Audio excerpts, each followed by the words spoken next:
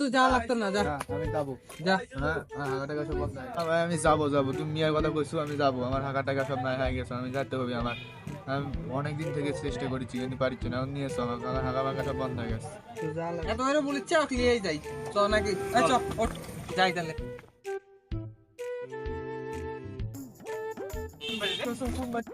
ওই যে ওই বাড়ি, ওই বাড়িটা।